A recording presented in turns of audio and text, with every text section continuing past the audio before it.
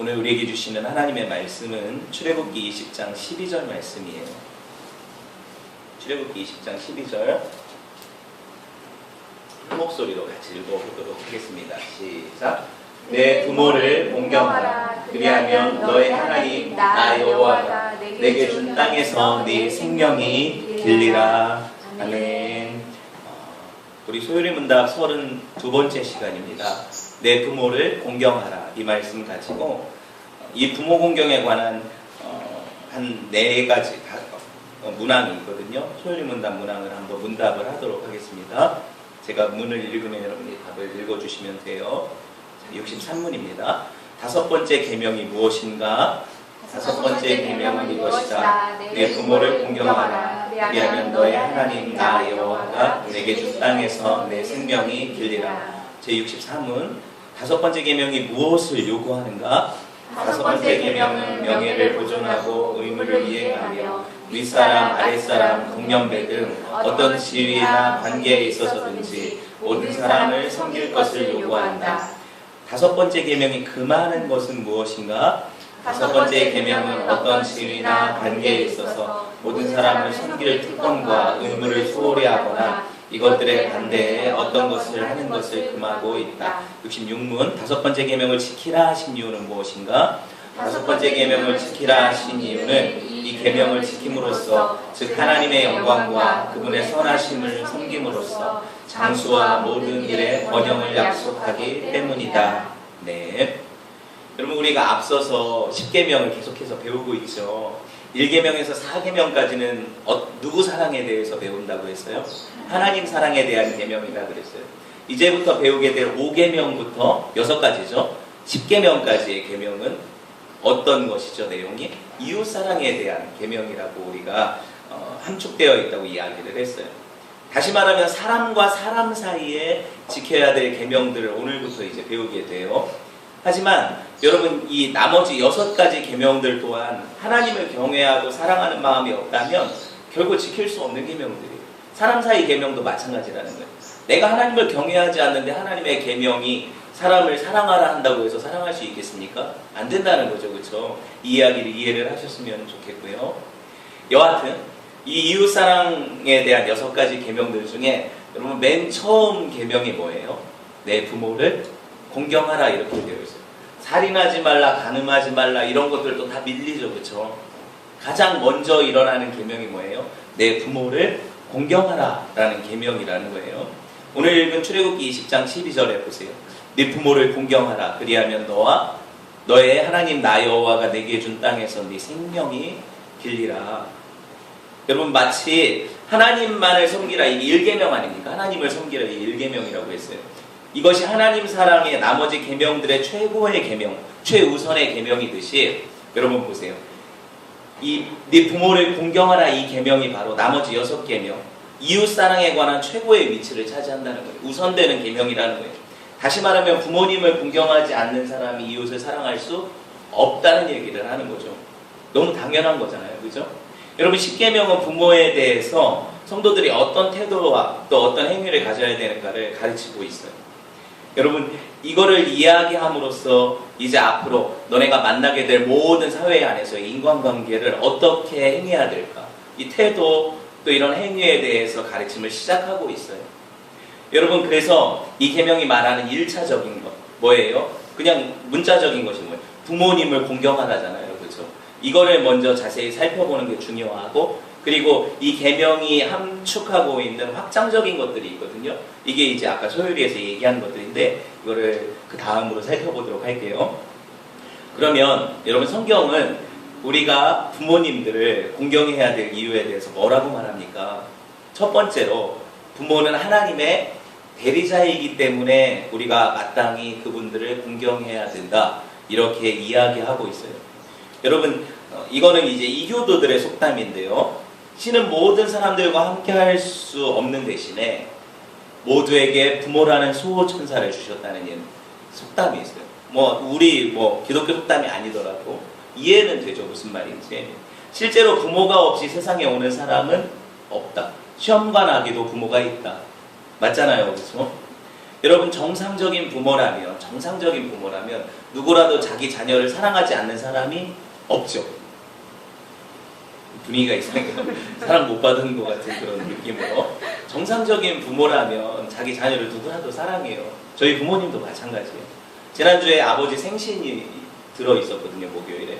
저희가 미리 월요일에 다녀왔는데 이제 두 분 다 연세이시다 보니까 아버지가 70번째 생신이시고, 예, 뭐 예전 같지 않더라고요. 저희 할아버지는 그 60도 못 채우고 돌아가셨고, 할머니도 70 간 넘어서 돌아가셨고, 제가 아버지를 볼 때 예전 같은 느낌이 아닌 거예요. 많이 늙으시기도 했지만 이제 앞으로 10년 후에 아버지가 여전히 저렇게 저 자리에 계실까? 이런 느낌이 있죠. 근데 이게 그냥 느껴지지 않는 거예요. 오히려 뭐라고 해야 될까요?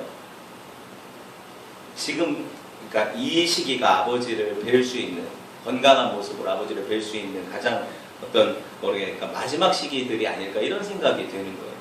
참 마음이 아프더라고요.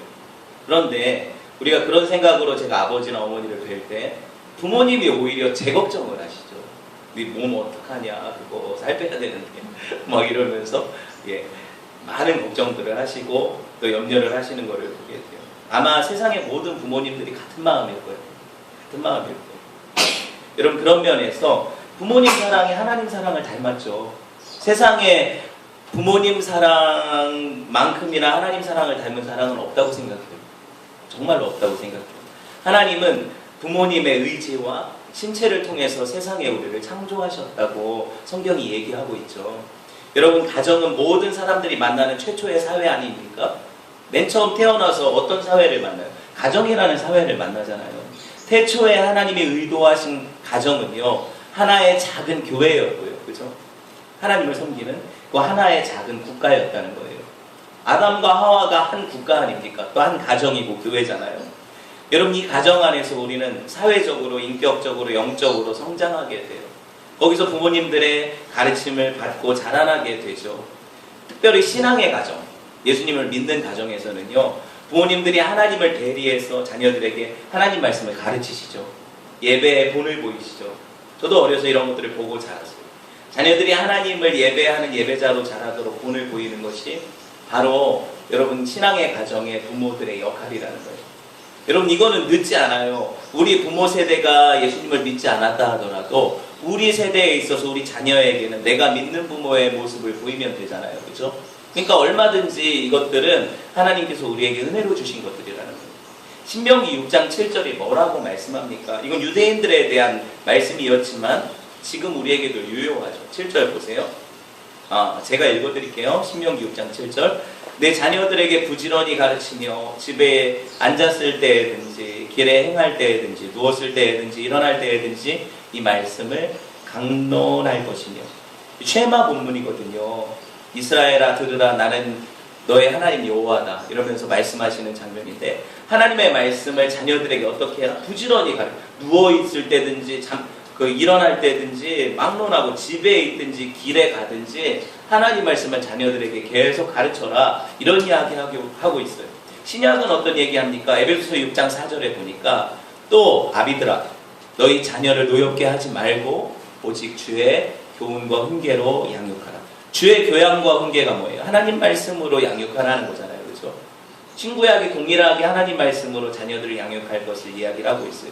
이 이야기는 뭐냐면 부모님들이 자녀들이 자라기까지 하나님의 말씀의 양육자가 돼요. 그렇기 때문에 영적으로는 부모님이 하나님의 대리자라는 거예요. 이거를 우리가 잊지 말아야 된다는 거예요. 그것뿐만 아니라 육체적인 필요 누가 공급합니까? 기저귀는 누가 갈아줘요? 젖은 누가 줘요? 부모님 아닙니까? 그렇죠? 모든 육체적인 필요들을 공급하고 또 정서적인 필요들을 공급하죠. 엄마랑 이렇게 분리되면 정서장애가 일어나죠. 분리장애가 일어나잖아요. 그렇죠?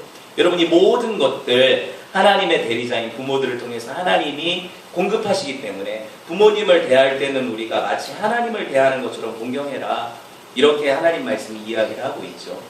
여러분, 두 번째로 볼 때 장수와 축복이 약속된 계명이기 때문에 부모님을 공경하라는 어떤 우리에게 그런 이유를 가지고 성경이 얘기를 하는 거예요. 장수와 축복이 약속된 계명이다. 이 약속이 있어요. 부모 공경 계명에는 특별한 약속이 포함되어 있는데 뭐예요? 부모님을 공경하는 자들이 이 땅에서 생명이 길다, 장수한다. 그리고 복을, 하나님 주시는 복을 누리게 된다. 이런 이야기를 하고 있어요. 여러분, 복을 받고 오래 살고 싶지 않은 분, 반대로 그럼 부모님께 못하면 돼요. 근데 복 받고 장수하고 싶은 분은 부모님한테 잘하시면 돼요. 예, 여러분 보세요. 아마도 이러한 축복의 또 다른 측면, 제가 생각해 볼 때 무조건 오래 사는 게 장땡이다 이런 얘기가 아니라, 자녀에게 있어 가장 큰 효도는 부모보다 오래 사는 거죠. 아닙니까? 맞잖아요. 그렇죠? 맞아요. 이게 가장 큰 어떤 효도이기 때문에 자식된 도리로서 건강하게 부모님보다 오래 사는 것, 이게 축복으로 주어진다는 거예요. 신기하죠, 그렇죠? 그렇지만 이것이 하나님의 복일 경우가 대부분이죠. 물론 이 땅에서 장수의 복이 절대적인 건 아니에요. 여러분 보세요. 부모를 공경하는 모든 사람이 다 오래 살고 공경하지 않는 모든 사람은 다 일찍 단명한다, 이런 법이 없죠, 그렇죠? 이런 법 없어요. 그럼 왜 이런 이야기가 있는가? 그럼 가령 지난주에 제가 접한 가장 안타까운 사건 중에 하나가 뭐냐면, 졸음운전으로 인한 교통사고인데요. 터널에서 일어난 사고죠. 뒤에서 그 트럭이 받아서. 이 사고 내용을 들을 때 참 가슴이 아팠는데, 어머니, 홀로 사시는 어머니를 이렇게 세 자녀가 의기투합해서 휴가를 맞춰가지고 여행을 같이 가려고 내려간 거예요. 어머니를 모시고 모처럼 휴가를 맞아서 여행을 가다 고속도로 터널에서 가족이 참변을 당했어요. 어머니는 그 자리에서 돌아가셨고, 자녀 중에 하나는 혼수 상태라는 얘기 그때 들었거든요. 지금 어떻게 되었는지 모르겠지만 나머지도 다 크게 다쳤다고 얘기를 해요. 여러분, 단란하고 부모님을 위하는 그 자녀들의 마음이 느껴지는 가정 아닙니까? 그런데 이 가정에도 이런 어떤 참 가슴 아픈 이야기들이 일어나요. 이런 일들이 일어나요. 실제로 우리가 사는 현실 세계에서. 사실 하나님의 섭리라는 건 감추어진 거죠. 그래서 우리가 헤아려서 알 수 없는 부분들이 너무 많아요. 왜 이러셨을까? 왜 이런 일이 일어날까? 우리는 이걸 답을 주려고 해서도 안 되고 답을 알지도 못해요. 그렇죠? 알지도 못해요.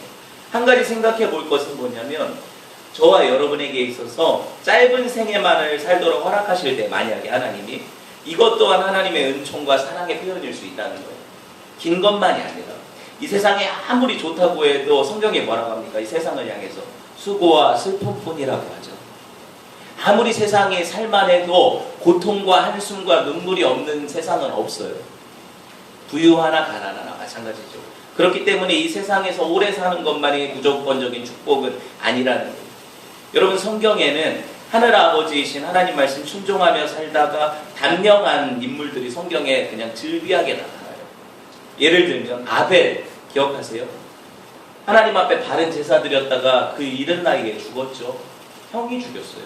요시아라는 왕을 기억하세요? 하나님 앞에 정말 정직하게 살려고 종교개혁을 일으켰던 참 선한 왕인데 단명했어요. 예수님은 어떻습니까? 예, 말해보아겠습니다. 하나님 뜻대로 온전히 순종하셔서 십자가 지시고 죽으셨잖아요. 그렇죠?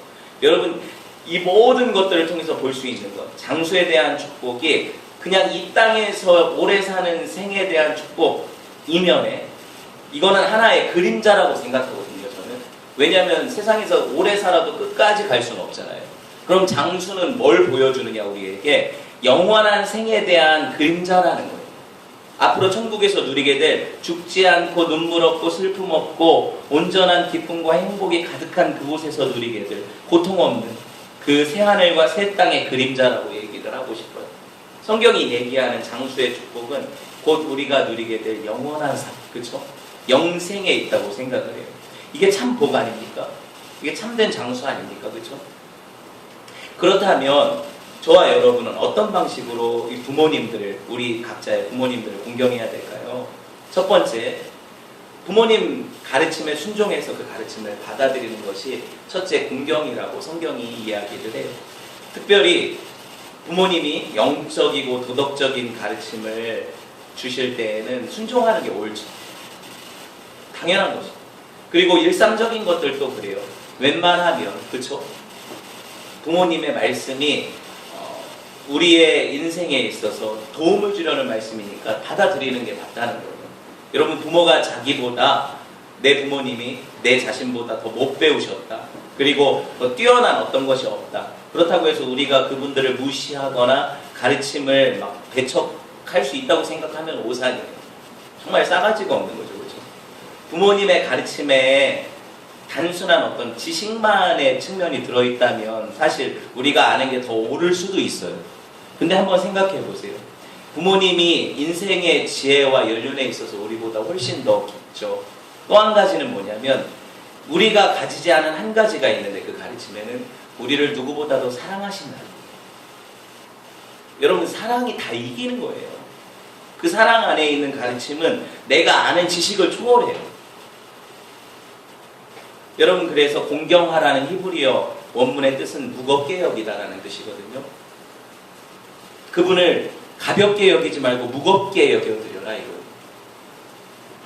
공경하라가 이런 뜻이에요.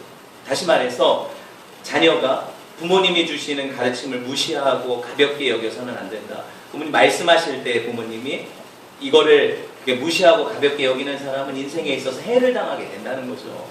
여러분 여기서 성경이 말하는 예외라는 게 있어요. 아시다시피 그렇죠?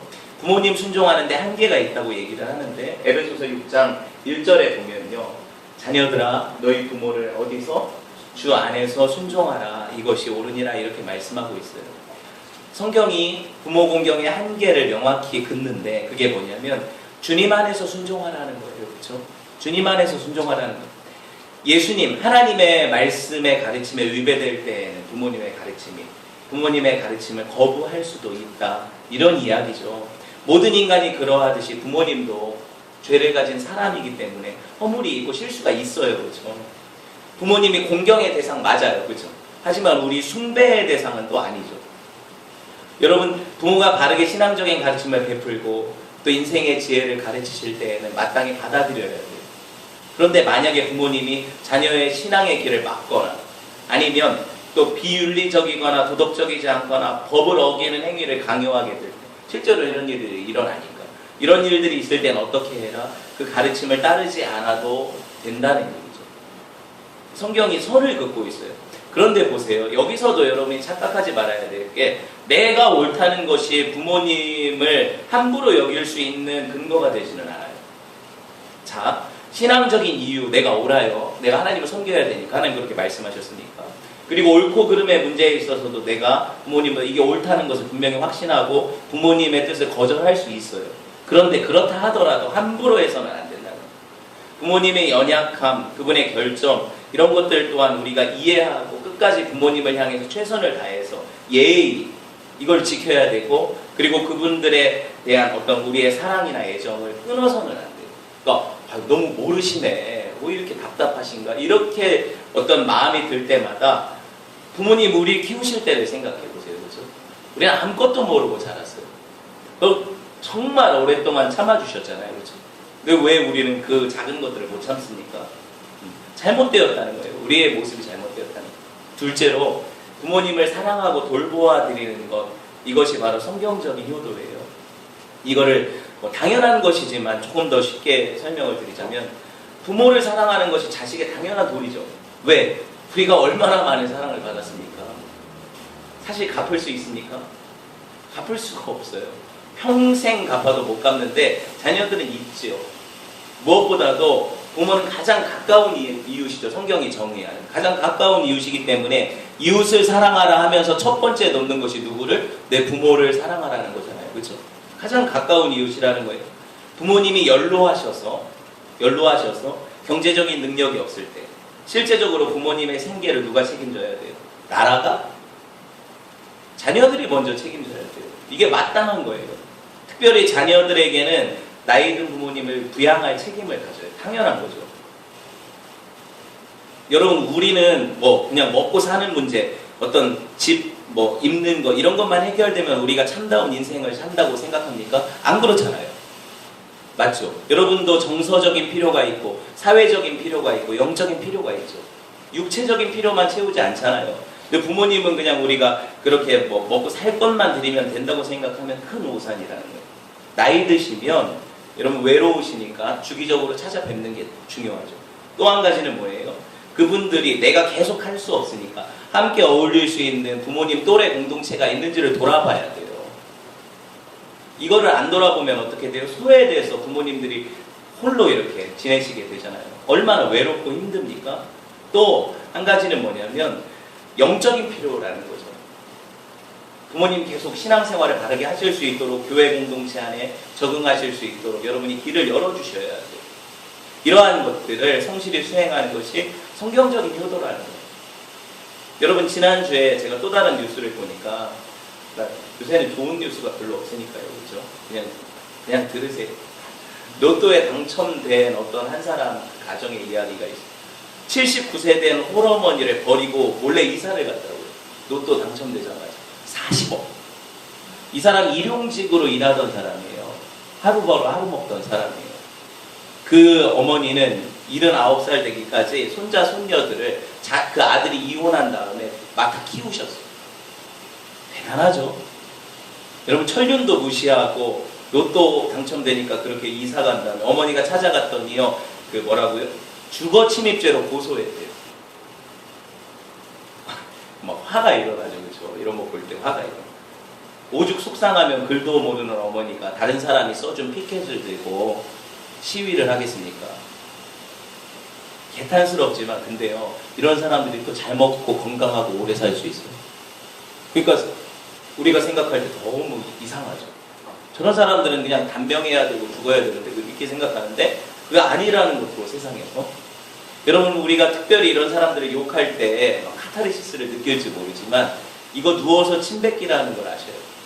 사실 우리는 그런 극적인 방식으로 부모님을 이렇게 밀어내지는 않지만 우리 삶 가운데 부모님을 대우하는 그리고 생각하는 이런 어떤 우리의 모습들이 너무 약해요. 그렇죠? 같이 욕먹어야 된다는 거예요. 사실 우리 자신을 위한 부모님을 섬기고 사랑하는 것이 다시 이게 우리한테 돌아온다는 사실 아셔야 돼요. 이게 정말 중요한 거 아닙니까? 자녀들이 뭘 보고 배워요? 우리가 부모님께 그렇게 대하면 예전에 그 고린장 얘기 기억하시죠? 고려장 얘기. 그 지게를 가지고 아버지가 할머니를 모시고 어린 아들을 데리고 가서 할머니를 둥글 산 깊은 데다가 놓고 오는데 지게를 버리고 오니까 아들이 지게를 짊어지고 오는데 따라가는 손자죠. 그러니까 아들이 다시 지게를 짊어지고 내려오는 거예요. 아버지가 야 그거 뭐하러 갖고 오냐 그랬더니 나중에 아버지 여기다가 버리려고 나도 지게 필요하잖아요. 옛 이야기가 무슨 교훈을 줘요 우리한테? 여러분 이 자녀들의 인생에 있어서 이 자녀들이 아름답고 인격적으로 자라가기 위해서는 우리가 부모님을 공경해야 해요. 이게 정말 중요하다는 거예요. 이 말씀을 준비하면서 사실 제가 얼마나 많은 반성이 되고 찔림이 되었는지 몰라요. 늘 부모님께 사실 사랑만 받고 온 인생 아닙니까? 여러분 안 그러세요? 여러분 안 그래요?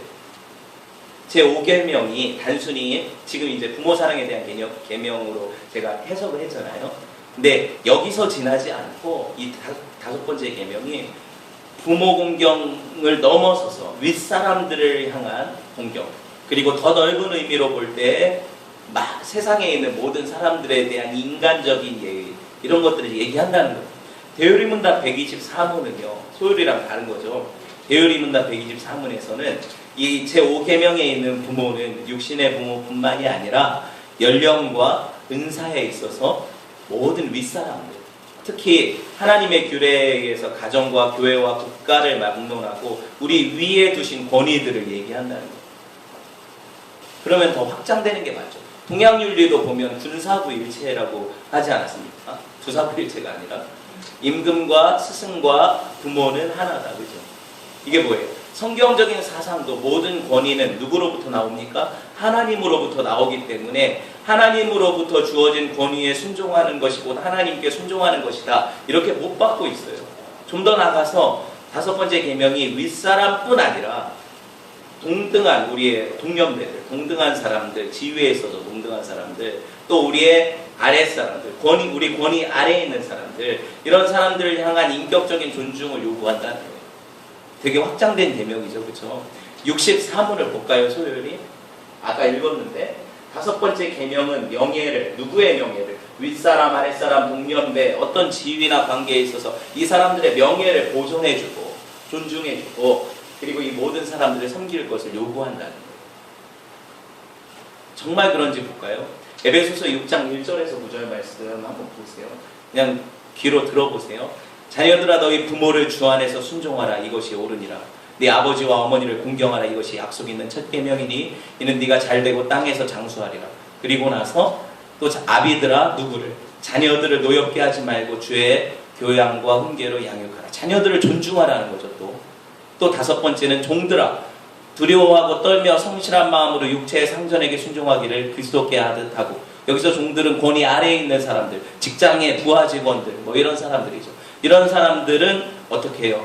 우리 위에 있는 상급자들을 순종하고 존경해라. 그리고 밑에 6절에 보니까 눈가림만 하여 사람을 기쁘게 하는 자처럼 하지 말고 그리스도의 종들처럼 마음으로 하나님의 뜻을 행하여. 마음으로 섬겨라. 눈가림은 얼마든지 할 수 있지 않냐. 또 단마음으로 기쁜 마음으로 섬기기를 주께 하듯 하고 사람들에게 하듯 하지 말라. 왜? 이는 각 사람이 무슨 선을 행하든지 종이나 자유자나 주에게 그대로 받으셔. 하나님이 상 주실 거니까 그런 마음 자세로 일해라. 9절에 상전들아, 이건 윗사람들, 우리 지위, 우리 권위 위에 있는 사람들, 상사들, 그죠? 이 사람들을 향해서 뭐라고 하십니까? 너희도 밑에 있는 사람들, 저희에게 이와 같이 하고 공가를 그치라. 거짓으로 약속하고 성과급을 안 주거나, 그렇죠? 나쁜 어떤 뭐라고 할까 공약을 했다가 없애버리거나 이런 일 하지 마라. 이는 저희와 너희의 상전이 너희보다 더 높은 권위에 있는 분이 어디 계시다? 하늘에 계시다. 그에게는 외모로 사람을 취하는 일이 없다. 이건 무슨 말이냐면 그분에게는 지위 고하가 막론하고 하나님께 동등한 사람들이다. 너네가 이렇게 얘기하시는 거예요. 너희가 이거를 기억해라. 제5계명이 계속돼서 확장되고 있죠. 여기서 보시면 6장에 아직 우리가 읽지 않은 부분에 뭐가 있냐면 아내와 그 부부관계의 이야기도 있고 많은 부분에 있어서 이야기를 하고 있어요. 다시 말해서 이 5계명은 모든 인간관계를 망라하는 계명이에요. 한 가정 안에 국한되지 않고 사회 전반을 얘기하죠. 여러분, 사람을 존중하지 않는 기독교는 없어요. 사실 우리가 기독교를 생각할 때 하나님만 섬기고 사람들은 안 섬긴다 이렇게 생각하는 게 동양에서 우리 들어오면서 왜 뭐 제사를 없앤다거나 이런 어떤 일들 때문에 오해를 받았단 말이죠. 그런데 기독교만큼이나 사람을 존중하는 종교가 없어요. 실제로 그래요. 여러분 보세요. 그렇다면 소극적인 측면에서 5계명이 금지하는 게 뭡니까? 65문을 보세요. 5번째 계명이 금하는 것은 어떤 지위관계에 있어서 모든 사람들을 섬길 특권, 의무를 소홀히 하거나 아니면은 이 반대로 행동하는 것을 금한다. 그러면 이것을 여러분이 이제 이렇게 읽으면 좀 어렵잖아요. 좀 더 쉽게 해석한 게 뭐냐면 대열이 127문, 132문이에요. 127문에서 132문까지를 제가 읽어드릴게요. 먼저 여러분 잘 들어보세요. 아랫사람이 윗사람을 어떻게 대해야 되는가? 의무예요. 마음과 말과 행동에 있어서 모든 합당한 경의를 표하고 그들을 위해서 기도하고 감사해야 된다. 두 번째는 그들의 덕과 그들의 은혜를 본받아야 된다. 또 그들의 합법적인 명령 그리고 권고에 기꺼이 따라야 한다. 그리고 그들이 징계를 행할 때는 마땅히 순복해야 된다. 그리고 그들의 여러 등급과 지위의 특성에 따라 그들의 인격과 권위에 신의를 다하고 그것들을 옹호하고 유지시켜주는 일에 내가 최선을 다해야 된다. 그들의 연약함을 내가 인내를 해야 되고 그리고 사랑으로 감싸줘야 되고 그들의 다스림, 그들의 어떤 권위가 영예가 되도록 우리가 열심히 노력해야 된다. 금지는 뭐냐면 윗사람들을 향한 금지, 아랫사람들이 그들에게서 합법적인 권고, 명령, 징계를 받을 때 그들의 인격과 지위에 대항해서 시기하고 경멸하고 조롱하는 행위, 반역하는 행위, 또 저주나 조롱, 불량하고 추한 태도로 그들의 그 가르침이나 다스림에 치욕을 주는 행위를 해서는 안 된다. 가령 선생님이 학생들을 때릴 때 학생들이 선생님 매를 붙잡고 선생님을 때리는 경우도 있죠. 아주 치욕스럽죠. 그렇죠? 이런 행위를 해서는 안 된다는 거. 불명예를 주는 거. 윗사람이 아랫사람들은 또 어떻게 대해야 되느냐. 의무는 그들을 위해서 기도하고 축복해야 된다. 또 한 가지는 그들을 가르치고 조언하고 훈계하는 것에 계속해야 합니다. 잘한 것에는 지지하고 칭찬하고 보상해줘야 된다. 윗사람이 잘하지 못한 것은 분명히 지적해주고 책망하고 꾸짖어줘야 된다. 그들의 영혼과 몸에 필요한 모든 것들을 제공하고 보호할 책임이 윗사람에게 있다. 진지하고 지혜롭고 거룩하고 모범적인 태도. 윗사람이 더 어렵죠. 예. 이런 태도로 하나님의 영광을 자기에게는 명예가 되도록 사람들에게 보여야 됩니다. 그래서 참된 권위를 보존해야 됩니다. 참 어렵죠. 부모가 되는 게 더 어렵고 위에 있는 지도자가 되는 게 훨씬 어려워요. 금지는요, 자기 자신의 영광과 안일과 이익이나 쾌락을 지나치게 추구해서 아랫사람을 부려서는 안 된다. 이를 불법적으로 처리하도록 사주하거나 아랫사람들을 그들이 가진 권한을 넘어서는 일을 시켜서는 안 된다. 맞죠? 그렇죠?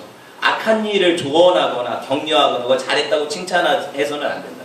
선한 일을 못하게 하거나 그거 했다고 낙심시키거나 그거를 잘못했다고 반성하게 하는 이런 행위를 해서는 안 된다. 그리고 지나치게 잘못한 것을 꾸짖어 줄 수 있는데 그거에 지나치게 징계해서는 안 된다. 참 맞는 말들이죠. 그렇죠? 그리고 그 아랫사람들이 잘못된 일이나 시험에 들게 해서는 안 된다. 나 때문에 부주의하게 노출시켜서는 안 된다. 그리고 그들을 노하도록 격동시켜서는 안 된다. 아랫사람들이 분노하도록 격동시켜서는 안 된다. 불공정하거나 조심성 없거나 엄격한 아니면 게으른 행동으로 자기 권위를 떨어뜨려서는 안 된다. 어려워요. 사실 윗사람들이. 그죠? 동등한 관계. 이유 있어요. 동등한 관계는 우리 동년배나 아니면 직장에서 지위가 같은 사람들은 어떻게 해야 되냐. 서로 존중하고 서로의 어떤 잘한 것에 대해서 칭찬하고 경의를 표해야 된다. 그리고 서로의 은사들을 발전시키기 위해서 그들이 잘 되어지는 일에 대해서 내일처럼 기뻐해 줄 줄 알아야 된다. 이게 참된 동등한 관계 안에서 우리의 의무고, 금지는 뭐냐면 상대방이 잘한 걸 깎아내리거나 질투하거나 다른 이의 번영이나 발전을 막아서거나 그걸 배아파하거나 이래서는 안 됩니다. 이런 사람들이 세고 셌죠. 그렇죠? 다른 사람들이 탁월한데 그것을 내가 그 자리를 빼앗으려고 해서는 안 된다. 이런 것들. 여러분 대요리문답이 얼마나 상세하게 얘기하는지 아시겠어요? 이거 외에도 더 많은 말을 하고 싶었겠죠. 지면이 부족했겠죠. 중요한 건 뭐예요? 우리가 이 모든 것들에 있어서 우리가 충분히 알아들을 수 있는 것들이잖아요. 이런 방식으로 지켜가야 된다고 성경이 얘기하는 것들을 함축하고 있어요. 너무 어렵다면 제가 쉽게 조금 몇 가지 예를 들어서 설명을 해드릴게요. 그럴 필요 없어요. 설명을 해드릴게요. 로마서 13장 1절에 아까 제가 이런 말씀 드렸어요. 모든 권세는 하나님으로부터 났다. 그렇죠? 각 사람은 위에 있는 권세들에게 굴복하라. 이런 명령이 분명히 있어요. 위에 있는 모든 권세들은 하나님으로부터 났다는. 악하든 선하든 이거는 중요한 게 아니에요. 일단은 7절에 보니까 공세를 받을 자에게 공세를 바치고, 세금이죠. 국세를 바칠 자에게 국세. 아까 공세는 지방세, 국세는 국세. 뭐 이렇게 생각해 보세요. 이걸 바치고 두려워할 자를 두려워하고 존경할 자를 존경하라. 여러분, 이게 기독교인의 사회적인 책임과 의무를 얘기하는 거거든요. 지난주에 갑자기 제가 쉽게 얘기하자면 이상한 문자 몇 통을 받았어요. 뭐냐면 이렇게 가로치고 웹 발신 이렇게 돼가지고 뭐라고 왔냐면 그대로 읽어드릴게요. 김정민님의 계좌에 거래 제한이 발생했습니다. 문의 땡땡 수원시청 체납 징수단이라고 표시가 되어 있었고 밑에 전화번호 하나가 기록되어 있더라고요. 그러더니 몇 분 주기로 여러 문자가 계속 오는 거예요. 김정민님의 고객님의 계좌에 채권자 수원시청 체납징수단으로부터 압류가 등록되었음을 알려드립니다. 하더니 우리은행, 기업은행, 외환은행, 신한은행 다 압류가 되기 시작하는 거예요. 급기야 제 모든 거래 그 은행들이 정지가 되고 압류됐어요. 지난주에 일어난 일이에요. 무슨 일인가 제가 알아봤더니 제 동생이 제 명의로 된 차를 운행을 하고 있거든요. 그런데 세금이나 과태료를 제때 납부하지 않고 되게 오랫동안 방치하고 있다가 요새 이게 되게 엄격해졌잖아요. 그렇죠? 그러니까 이런 일이 벌어진 거예요. 제 명의니까 제 통장에 압류가 된 거죠. 즉시로 전화를 해가지고 이거를 빨리 내라 그래서 해제를 해라 했더니 동생이 바로 하루아침에 해결을 했어요. 해결을 했는데 진작 해결을 해야죠. 이런 문자나 이런 일들이 일어나지 않게. 그렇죠? 제가 왜 이런 이야기를 하겠습니까? 여기서 얻은 교훈이 있다는 거예요. 공세를 받을 자에게 공세를 바치고 국세를 받을 자에게 국세를 바치고. 그죠? 진짜 딱 맞는 말 아니에요. 두려워할 자를 두려워. 왜? 난 통장을 못 써요. 당장 급해도. 그들은 그런 권세가 있어요. 무슨 말을 하는지 아시겠어요? 내가 그들의 권위를 인정하지 않는다고 해서 권위가 미쳐지지 않는 게 아니라는 거예요. 실제로 그들이 권한 하에서 우리를 속박할 수 있다는 거예요. 그럼 나는 어떻게 해야 되느냐? 마땅히 주신 우리 나라라는 어떤 권세 아래, 지방이라는 어떤 이 권세 아래 있을 때 내가 해야 될 의무를 하지 않으면 누가 피해를 받아요? 우리가 피해를 받아요. 나 자신이 피해를 받아요. 이런 것들을 여러분이 분명히 성경적인 원리로 이해를 하셔야 돼요. 자기 권위 아래에 있는 사람들을 대하는 태도는 또 어떻습니까? 우리는 윗사람들한테 잘하지도 못하지만 밑에 있는 우리의 권위 아래에 있는 사람들을 또 어떻게 해요? 함부로 대하는 것이 우리 인생이에요. 상사에게 아첨하고 비굴하게 행하는 사람들이 사실 자기 아래 사람들을 괴롭히고 함부로 대하는 것을 보편적으로 보게 되죠. 실제로 그래요.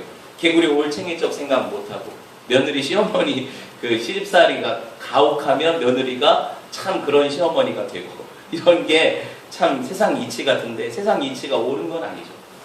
여러분 우리나라가 언제부터 이렇게 잘 살게 되었습니까? 그런데 우리나라에 들어와서 일하는 외국인 근로자들 너무 함부로 대하죠. 사실 그들 눈에서 피눈물 나게 하는 것이 한국 사람들이에요. 최근에 어떤 고발 프로그램에 아내가 얘기를 해줬는데 그 농장 같은 시골 농장 같은데 외국인 근로자들 많은 거 아시죠? 우리 부모님 사는 집 위에도 그 캄보디아 사람 둘이 살아요. 이런 많은 사람들이 와서 일을 하는데 우리가 하기 싫어하는 힘든 일들을 하잖아요. 그런데 여러분 그 일하는 그 농장 주변에 논이나 밭에다 가건물을 짓는 거예요. 하우스 비닐하우스로 덮고 그 안에 가건물을 지어가지고 거기를 숙소로 사용을 해요. 지금 온도가 어떻습니까 우리가? 이게 그냥 에어컨 틀어놔도 덥고 선풍기 틀어놔도 덥죠. 근데 창문도 없고 비닐하우스에 무슨 창문이 있어요. 그 안에 건물 하나 해놓고 그 뜨거운데 사람들을 수십 명씩 모아놓고 그렇죠? 예. 그러고 나서 단체 생활 시키면서 매일 농장 축사에서 중노동 시키는 거예요. 예, 돈 벌으라고. 요새 우리나라의 기록적인 폭염 여러분 아시잖아요. 사람이 살 수가 없어요. 그런데 여러분 이 사람들은 뭐 동남아 더운 지방에서 왔으니까 버팁니까? 못 버텨요. 한두 시간도 못 잔대요. 그러고 뜬 눈으로 지새고 나와서 그 중노동을 하고 이게 얼마나 오래 지금 지속이 되고 있어요.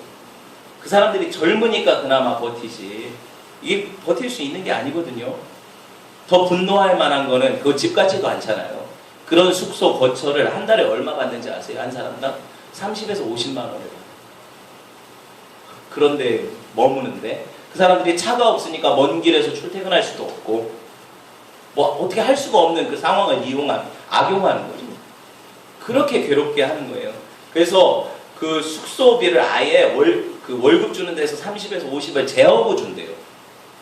참 대단한 거 같아요. 돈이 무섭고 사람이 무섭죠. 근데 여러분 제가 이 이야기를 하는 이유가 불과 우리가 30-40년 전만 해도 제 옆집에 사시는 분도 리비아인가 사우디로 돈 벌러 가셨었거든요. 그러다 갔다 와서 돌아가시고 그랬어요. 외화벌이로 외국 탄광, 사막지방, 뭐 유전, 뭐 도로공사 뭐 이런 데 갔잖아요. 그렇죠? 우리 부모님 세대가 그 고생을 해서 타양에서 받는 서로 다 받아봤는데 왜 우리는 공감 능력이 없는지 모르겠어요. 공감 능력이 없는 거. 그러면 동남아나 외국인들 가운데 한국인들을 원수로 알고 일을 가는 사람들이 많다고 해요. 많은 어떤 사건들을 겪으면서. 물론 그 사람들이 다 잘한다는 얘기를 하는 게 아니에요. 지금 잘못하는 것도 있죠. 하지만 우리가 인간으로서 최소한 그렇죠 예의를 가져야 되죠. 인간으로서 최소한의 예의를 가져야 돼요. 여러분 같은 동족끼리도 지적장애인이라고 후려가지고 19년간 축사노예를 시키잖아요.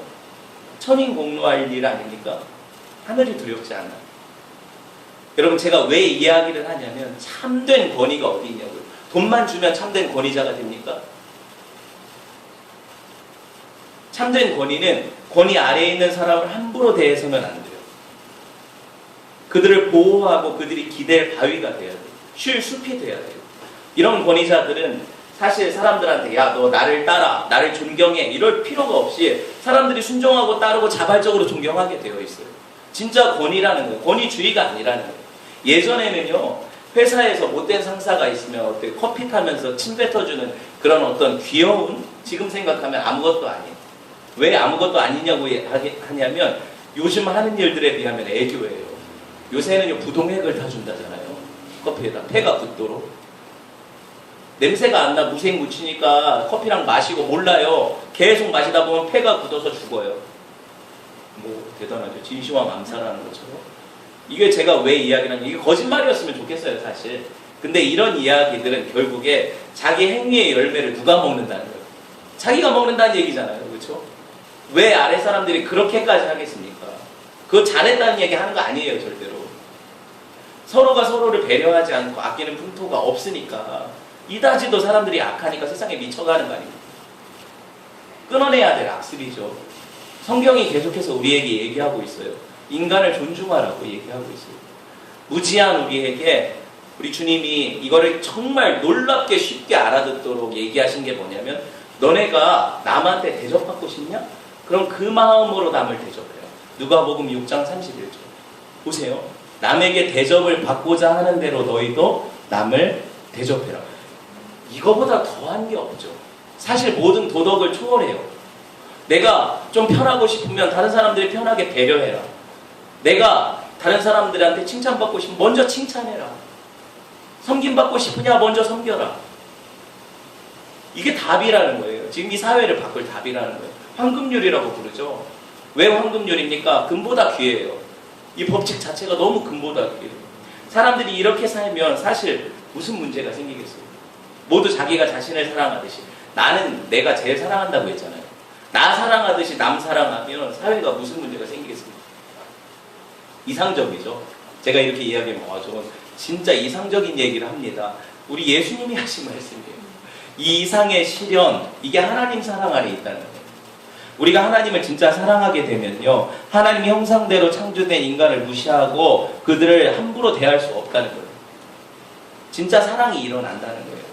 정말이지 사람으로서는 할 수 없지만 하나님이 하십니다. 여러분, 우리가 사회를 변혁하기 위해서 대단한 일을 하자. 외국인 근로자들을 위해서 복지 시설을 마련하고 이걸 해야죠. 그 정부가 할 일이죠. 우리가 지금 작은 어떤 힘으로 할 수 있는 건 아니잖아요. 지금 우리의 노력으로. 우리는 아무것도 못합니까? 아니라는 거예요. 우리가 삶의 자리에서 할 수 있는 것들이 있다는 거예요. 그러니까 설교를 하는 거죠. 우리가 우리의 자리에서 그런 사람들을 친절하게 대해줄 수 있잖아요. 그들의 아픔을 공감해주고 그들을 위로하고 내가 먼저 섬겨줄 수 있잖아요. 작은 것부터 실천하는 게 중요하지 뭔 제도를 바꾸고 법을 바꾸고 이거 먼저 하려고 하니까는 계속 안 되는 거잖아요. 그렇죠? 인식이 중요해요. 말씀을 맺으려고 해요. 부모 계명, 부모 공경의 계명, 이 5번째 계명은요, 여러분 하나님 공경과 이어져 있어요. 하나님을 경외하지 않는 사람은 부모를 공경하지 않아요. 또 한 가지는요, 우리는 최초의 이웃이자 가장 가까운 이웃인 부모님을 먼저 사랑하고 점점 더 나아가서 우리에게 주신 이웃들을 사랑해야 돼요. 이 계명의 확장이죠. 여러분, 이 부모 공경이 나아가서 우리가 세상에 관계하는 모든 사람들을 존중하게 하잖아요. 그리고 우리가 해야 될 의무를 하게 하죠. 그럴 때 결국에 이걸 누가 받을까요? 저와 여러분이 이 일을 행하는 우리가 받고 누가 영광을 받으실까요? 기독교인들이 이 일을 하면 하나님이 영광을 받으신다는 것. 이것이 중요한 것 아닙니까? 우리 주님의 말씀을 또 우리의 주님의 삶을 본받고 힘입어서 순종하는 은혜가 있기를 주님의 이름으로 축원을 드립니다. 우리 함께 기도합시다. 이 말씀 생각하시면서 한 번만 하나님 앞에 이렇게 살도록 은혜를